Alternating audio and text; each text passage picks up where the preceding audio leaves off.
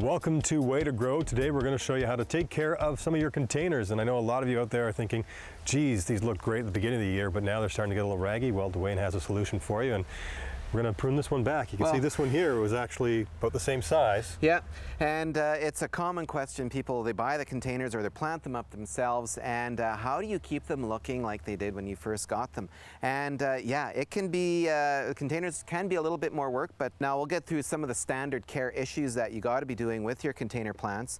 Is first of all, watering. Make sure that you're keeping your watering on a regular basis. The plants actually do appreciate it if they're on a schedule. That will make a difference for them. So keep your watering on a regular basis, and again, try and keep your water in moderation, avoiding too wet, too dry. That'll be a big thing for your plants. If they're going to be stressed by either being too wet or too dry, that's going to show up in the health and vigor of the plant. So regular watering, and then make sure that you're moderating it too, not going too little, too wet.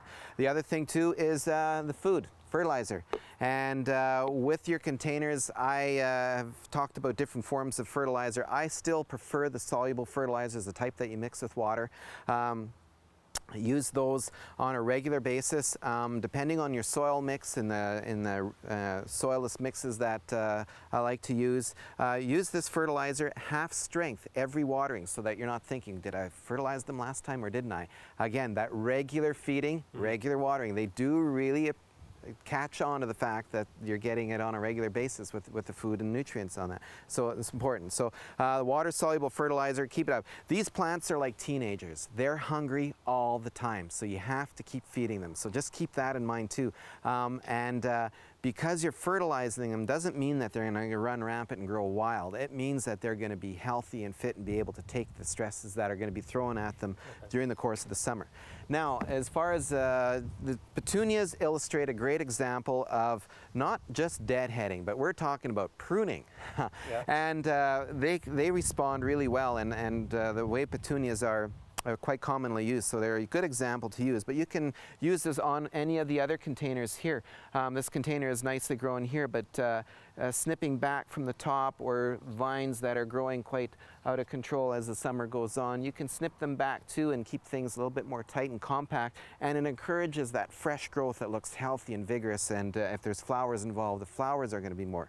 But now this, for the squeamish, you might want to look away at this point, but this plant here was actually bigger than this plant at one point.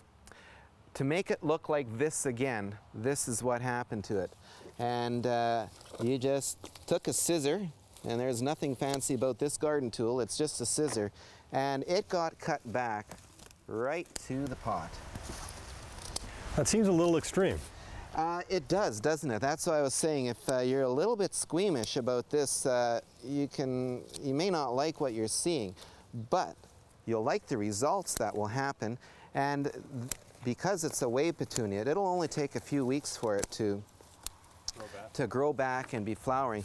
But you know, it's got this long growth on it that the winds start to play with, start breaking branches off and making it look lopsided. So giving it a good pruning from the sides and on the top, and I'm going pretty severe on this thing here just to make a point, but from the top and the sides, what's going to happen now is this explosion of growth that's going to be coming up from the inside of the plant. It's going to send out twice as many branches on there now with twice as many flowers, making sure you keep up with your feeding on here, because this guy's going to be really hungry now, and it's going to look fantastic. In 2 weeks, it's going to look like that. And that's the way to keep those containers going. And again, I'm using the wave petunias as an example, but if you look at all the planters around us here again, all of them will benefit, and she'll be out here all the time doing a little bit of maintenance work on them, deadheading.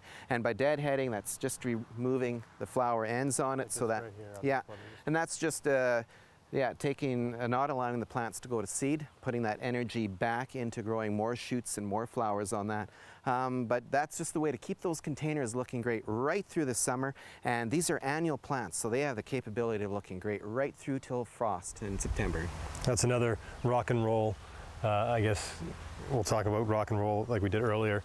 Deadheading. It's not the Grateful Dead. No, not the Grateful Dead, no. Okay, so there you go. If you have any questions on making your containers a little nicer and a little neater, get in touch with Dwayne and the staff at Lacoste Garden Center. They're located at 2787 St. Mary's Road. And you can also check out your website if you're not too sure about what plant it is. You can look us up on the net at lacostegardencentre.ca.